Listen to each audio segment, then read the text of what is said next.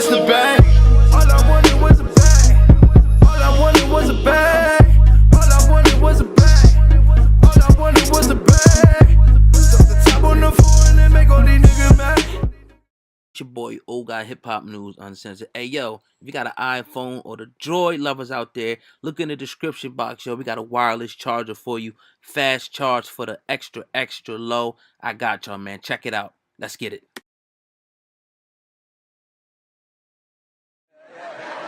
No, we they did me up right. Yeah, CNN. When they heard you were coming. Yeah. I never knew how many people loved me and cared about my career until you said you was coming. All of a sudden, I got cousins like, hey, I just want to be there to support you, and I got a mixtape, I want to. So anyway, so it means a lot to have you here. Thank you. This album, the 444 album, you've got all these awards and nominations. One of the things that blew my mind, though, is when you had the video on Family Feud, and you showed Blue Ivy having grown up to either save the world or take over the world, and she's rewriting the Constitution, all that type of stuff. And it's just beautiful, just so powerful to show women of color with that kind of standing. Mm-hmm. But Blue Ivy must be dope, man, for you to be like sitting that kind of a love letter to her. What is it about Blue Ivy that you love so much you want to do a song like this about her?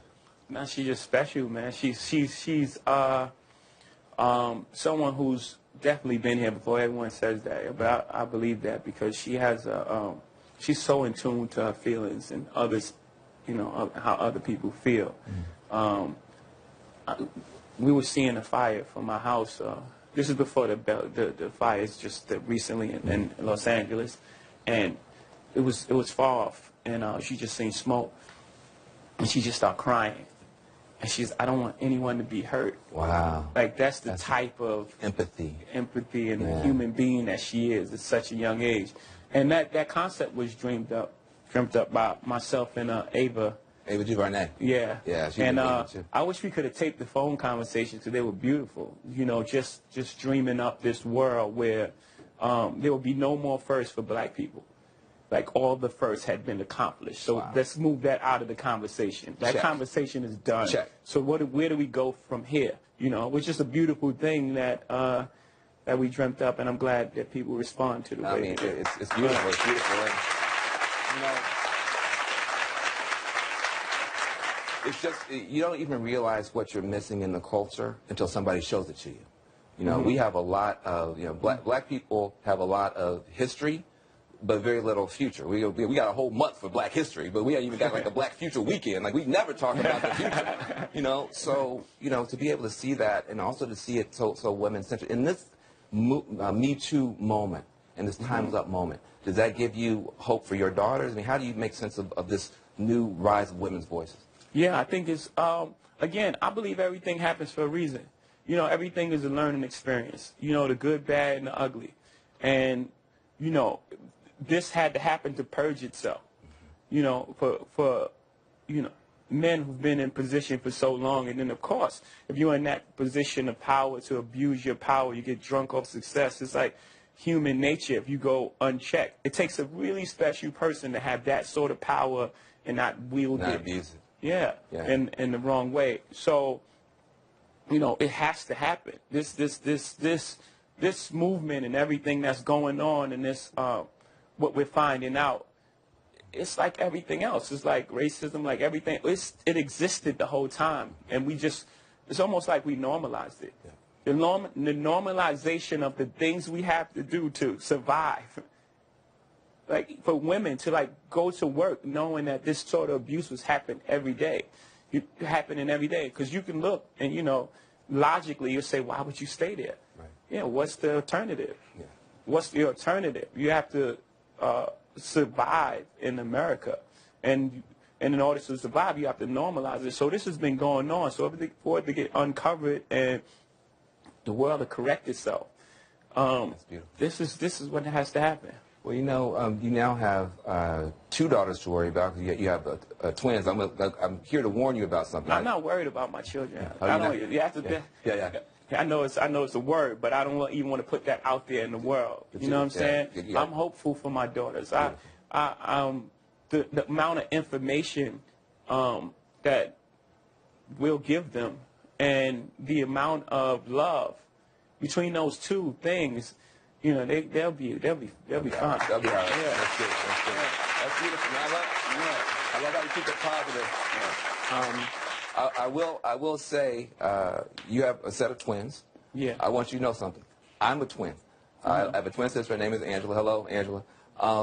And just be prepared, because twins are no joke. We can like telepathically scheme on the parents. Yeah. We be like, you know, I'm gonna cry from 1 to 3 a.m. and then you pick it up from 3 to, are they driving you nuts? We drove our parents nuts. How is it having twins as a super dad? It's actually we're in a beautiful time now, because they're 7 months and they can't move. They can just cool. They're just cool, and you don't have to like wait. You know, they're not running anywhere yet. So we're gonna enjoy these couple months until they start running, and then it's gonna be over. Yeah. Now, speaking of running, Blue Ivy got to run around in the Obama White House a little bit. Do you think that these twins will be running around in the Trump White House now? No, that's not a shot. But why not? I was thinking about this, honestly. Like, well, we won't be invited, first of all. But I mean, with Trump could, he can say, listen, I'm the first hip-hop president. I get in beefs with people. I like bling. I got a plane. I mean, he can make a play. What if he made a play? Yeah, well, he doesn't have the struggle, right? That's the key. That's the key. Yeah. That's the key. You know, I want to talk to you a little bit about this, because, you know, as a parent, you know, trying to raise black kids, with all the positivity we give them, you know, we have a president that comes and says every African country is a shithole country. I mean, how does that land with you as a dad? Yeah, it's disappointing, and it's hurtful.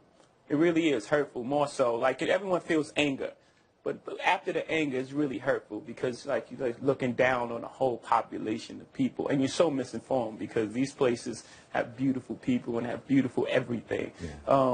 And it's just like, this is the leader of the free world speaking like this. But on the other side, this has been going on. This is how people talk. This is how they talk behind closed doors. There was a moment where Donald Sterling had been exposed as this racist on a private phone conversation that he was having, and they took his team from him. And it's like, okay, that's one way to do it. Well, another way would have been, let him have his team, and then let's talk about it together, and let's maybe some penalties, but because once you do that, all the other closet racists just run back in the hole. You haven't fixed anything. What you've done was spray perfume on a trash can.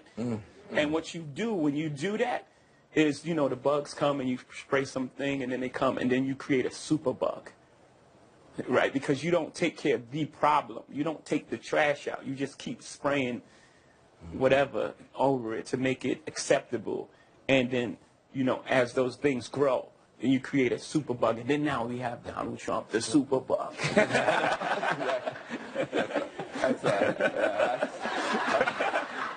going about but it's a really good point. I mean, it sounds like you're almost kind of happy Donald Trump is a human being too. I just think I'm being funny. I think I say that too, but somewhere along his lineage, something happened to him. Something happened to him, and he's in pain, and he's like expressing it in this sort of way. I mean, in the hood, you see that a lot. You know, people. You know, sometimes people acting out the worst after worse things happen to them. That's right. Just to give him a little bit of credit too, let me ask you this: he is somebody who's now saying, "Look, I'm growing. I'm dropping black unemployment. Black people are doing well under my administration." Does he have a point? That maybe the Democrats have been giving us good lip service but no jobs. Maybe he's going to say terrible things but put money in our pocket. Does that make him a good leader? No, because it's not about money at the end of the day. Money doesn't equate to like happiness. It doesn't. That's not missing the whole point. You treat people like human beings, and then you know, that's the main point. You can't treat someone like, it goes back to the whole thing. You know, treat me really bad and pay me well. Right. It's not going to lead to happiness. It's going to lead to, like, you know, again, the same thing. Everyone's going to be sick.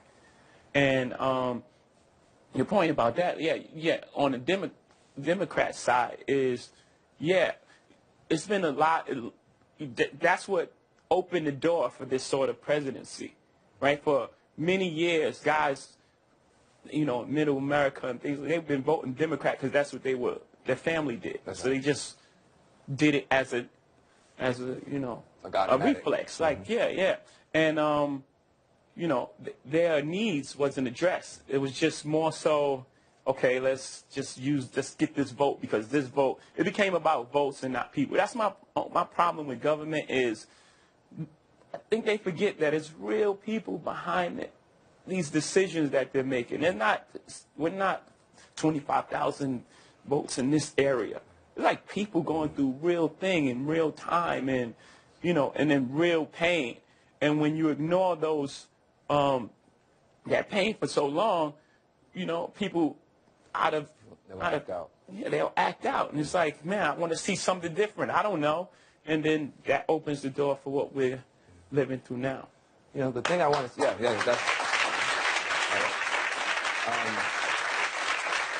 the thing that is so beautiful about you and so beautiful about what you're doing is that for so long hip-hop was this sort of, pose of boasting and accusing. I'm great, you suck. Mm-hmm. And also, that's what politics has now become. Yeah. My party's great, you suck. Yeah. And all accusation, no confession. With your album, you have come out with a confessional hip-hop. If people in D.C. were as honest as you, we would have no problems at all. So I just want to appreciate you for what you're doing. Let's talk about it more. We have so much more to talk about with you, Jay-Z. Coming up, and we have both been fighting on the same side of a really, really tough issue that we believe in. But first, I told you I wanted you to hear from the voices of real people on this show, and I meant it. So I went out on my social media channels, and I asked you to send me videos of how Trump is doing. Take a look at what the American people have to say. I want to let everyone know that I'm an avid supporter of Donald Trump. I'm afraid that we're losing our soul as a nation. Donald Trump is doing a really good job. I finally understand how fragile our democracy is.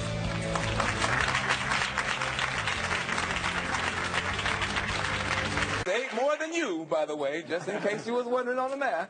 And also tonight you're receiving the Industry Icon Award for your music and for your philanthropy. Unbelievable stuff.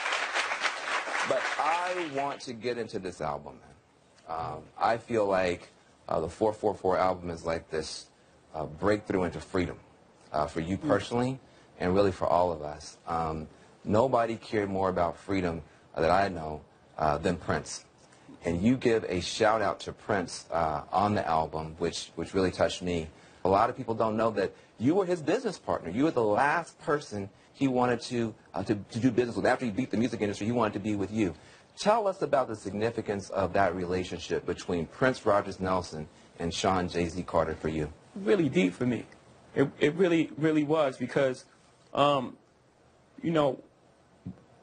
just to watch this guy and how brave he was. This man put slave on his face at a time where we all were like, man, Prince is weird.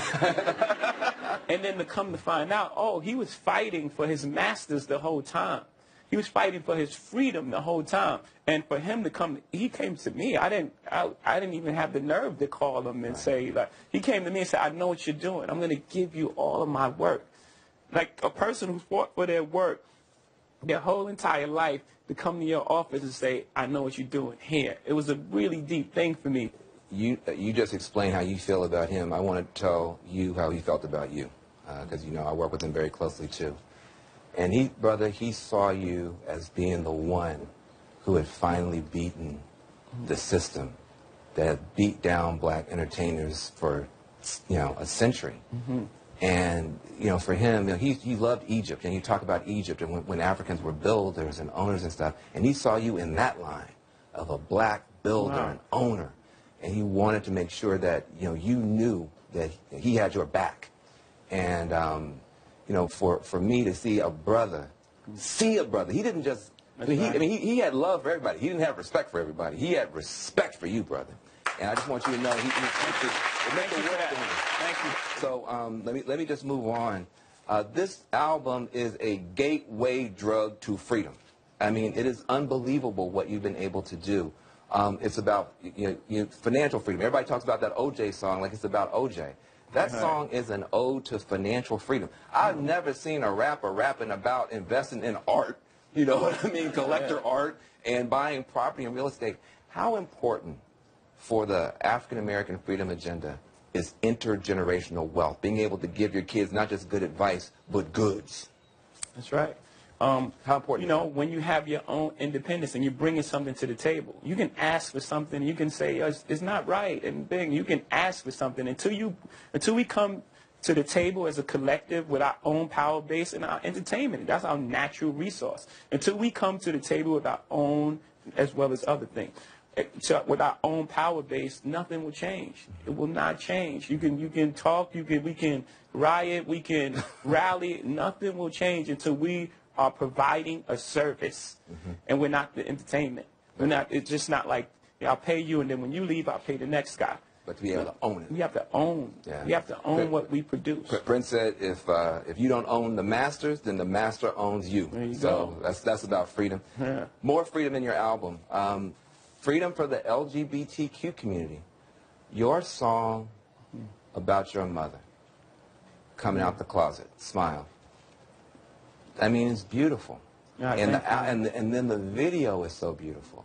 You know, showing African American women in such a beautiful, respectful, and subtle way. What did it mean to you to be able to write a song like that about your mother? It was beautiful because it was just really. I was at the end of three-quarters of the way done with the album, and my mom had came to me and she was like, she just sits in my. I know when she has something on her thing, she gets like a movement, like she sits and she's like, and I'm like, what's happening? And she's like, I think I'm in love, and we had never spoke like that. Like we always knew that she was gay her whole life, and we just never addressed it. And the fact that she trusts me, she felt so safe with me that she can say that, one, and two, the fact that I just felt the weight of the world lift for sure. I cried. I don't even believe in like crying for happy moments. I'm a Marcy Project. We cry for happy. Who does that? I didn't think that was like a real thing. You know what I'm saying? And I'm not like literally cried. I just was so happy for her that she didn't have to hide anymore. And so I wrote this song, and I couldn't wait. So I played it for her, and she said, absolutely not. And I was like, wait, no, but this is beautiful. Like, this is freedom. Like, people tell your story. You get to tell your own story. And then she had to sit with it. Because you got to imagine, she's been holding this in her whole life. So it took her a second. And then when she overcame that fear, she wrote that poem at the end. And then she flew to where I was at. She so many. I talk too much, huh? No, I'm talking too much. Everybody saying, shut up and let Jay do Jay. We'll see you next weekend. But no, I just am thinking about so many black people have still that stigma. Yeah. And they'll say, well, I love the person, but I can't love that lifestyle. How does that sound to you, thinking about your mother? I don't even understand that. It's another form of oppression. Like, it's no different than people looking at black people for how they carry on with their life. It's what anyone does in their own bedroom, in their own the freedom of America. We live in America. It's the whole point. Free. That's the whole ethos of the country. The whole thing was built on that, right? Correct. And it's a negative way of looking at life. The other freedom I see in the album is just the freedom for couples who have gone through something. Yeah. It's amazing. It's almost a cliche, the celebrity couple, they get together, they break up, I'm like, well, who else are they going to go out with? But for some reason, you took an unprecedented stand to fight for this marriage. I mean, to fight for it and to put it all out there. What is it about this marriage that's so special that you would fight this hard to save it? Well, it's my soulmate. It's the person I love, and you can be in love with someone. You can love someone and and if you haven't experienced love and you don't understand it and you don't have the tools to move forward, then you're going to have complications, period. And if you can either address it or you can pretend until it blows up at some point. And, for us, we chose to fight for our love, for our family, to give our kids a different outcome. You see, to break that cycle. For black men and women, to see a different outcome, like you were saying. It's not this celebrity couple. We were never a celebrity couple. We were a couple who just happened to be celebrities. That's beautiful. Like real people. Yeah. What advice would you have for men who have caused pain in marriages? I mean, it's easy. I mean, somebody like you. The best apology is change behavior, right? Mm-hmm. But change behavior, one. And then also you have to, you have to acknowledge. You have to acknowledge the pain. You have to let that person have their say. You have to get on the floor, get on the mattress, and you have to really work through it and really be honest. And no matter how many times, it takes a while. It's hard. It's very difficult. It's very difficult to hear, difficult to say. It's difficult to, to listen to that sort of pain. And you just have to be strong enough. You have to be strong enough to go through that, because on the other side is beautiful. In our case, that's a level of strength really on both sides. I mean, if the shoe had been on the other foot, if the transgressions had been on her side, do you think you would be able to be as forgiving of her as she was of you? I hope.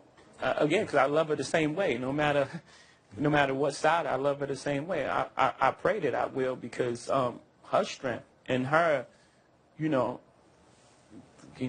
man, is the strongest woman I know. Like, her and my mother, they battling for number one. Beautiful.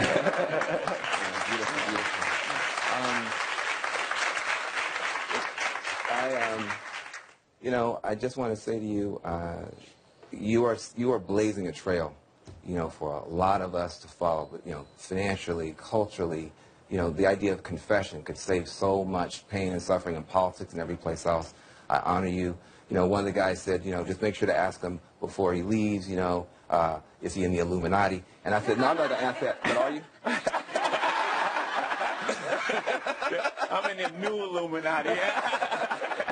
Let's give it up for Sean J.Z. Carter. Guest on the Man Down Show. Oh, that is good. That is good. So look, we're going to turn from one of our brightest stars to one of our darkest moments when we get back. August 2007 in Charlottesville, Virginia. I traveled there to see how the residents feel about these Confederate monuments and the Nazi-inspired murder that shocked the world. I'm going to take you there when we come back. Thank you, and thank you, Jay-Z.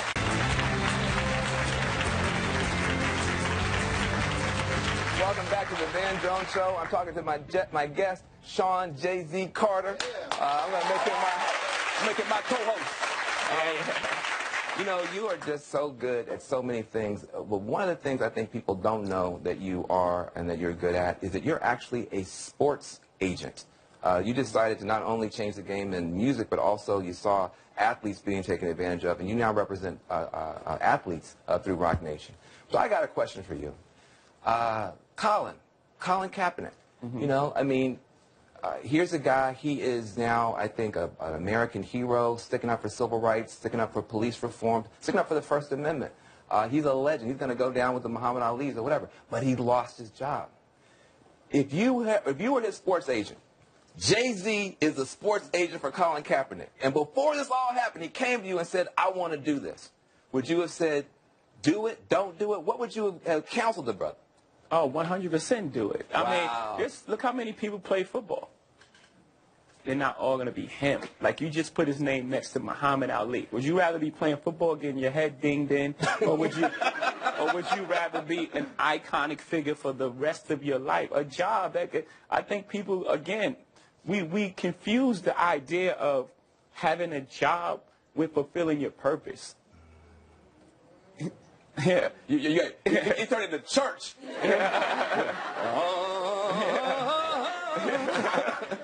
Everybody's like, Yeah, that's deep. Somebody else who we both care a lot about is Meek Mill. He's a part of the Rock Nation family. A terrible judge sent him back to prison for maybe 2, maybe 3 years for a minor probation violation. But that would have been the time a lot of business people cut ties. Rather than cutting ties, You doubled down, tripled down. You're fighting for him right now. Why are you taking such a strong stand for Meek Mill? Well, Meek is a beacon, right? He's a vessel. The light go through to bring attention to this issue, because this is not the first time this happened. This is, unfortunately, in America, this happens to black and brown people way too often. What happens? When you're on probation, you're on this paper you do a crime, you do whatever time you do, and then you're on paper for, he's been on probation for 11 years. 11 years for a fairly minor offense. 11 years. So now it's almost like you're tethered to this thing, and they're just waiting for you to do something wrong. And every time, something happened, the guy popped the wheelie. He was shooting the video, and he popped the wheelie in the street, which is a minor offense, right? It's like your kid goes to a skateboard park and skates where he was not supposed to, and someone gives him 2 years. 2 years in prison. In prison. Yeah. That's crazy. And again, Meek comes from a tough neighborhood, so he's going through his trials and tribulations. We're not sitting here professing that he's some angel, but in this particular incident, the whole system needs to be reworked the way that what's amazing about you is you're not just doing it for him, you're not just rapping about it, you're actually out here really fighting for stuff. You wrote that piece in the New York Times about the bail industry and how the bail industry is a huge racket. So I took inspiration from your piece, and I actually made my own video explainer to people, because people don't even know what's going on. So check out this video explainer that I did on the bail bond industry, which you've been writing about and fighting about as well. Your bonds are set at $5,000. Your bond is $3,500. I'm going to leave your bond at $5,000. The bail system works by taking money from a defendant in exchange for their release. But if a person can't afford bail, they just have to sit in jail. On an average day, 721,300 people are being held in our jails. But 66% of those people are being held pre-trial, meaning they haven't even been convicted of a crime. So while you're sitting in that cell, you or your family member can try to pay the bond, but for some people that can mean foregoing basic needs like child support or shelter or food. Remember, you're not just in jail for a night or two. You're there until your trial actually starts. That could be weeks or months or years. Like Khalif Browder, who was 16 years old when he was accused of stealing a backpack. His bail was set, though, at $3,000, which he didn't have and couldn't afford. So he ended up spending 3 years at Rikers Island waiting for trial.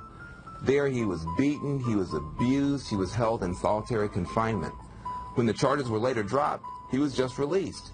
But 2 years later, he was still so traumatized that he killed himself. Jail affects people of color way disproportionately. Black people are jailed at almost 4 times the rate of white people. Leaders on both sides of the aisle agree this is a really big problem. You actually executive produced a documentary about Khalif Browder, that young man who was held in prison, held in jail for 3 years and hadn't been convicted of anything. And so much you're doing. Why do you care personally so much about the issue of criminal justice reform? Because you're all over it. I had a friend who got killed in jail, and I come from these neighborhoods, so I know Khalif Browder. So when I seen this story in New York, I reached out to him before all this happened. I met with him, he came to the office. I just wanted to give him some words of encouragement, and he left. He was pursuing his GED. He was in college, I think in the Bronx, I'm almost sure. And I've seen this story so many times, and I haven't seen it. In the case of Khalif, I thought it had a happy ending. He came home, he went through the worst, he got through it all, he came home, he was pursuing, he was in college, he had okay. And then 2 weeks later, it was like he had committed suicide. Mental health, trauma, PTSD is so rampant in our community.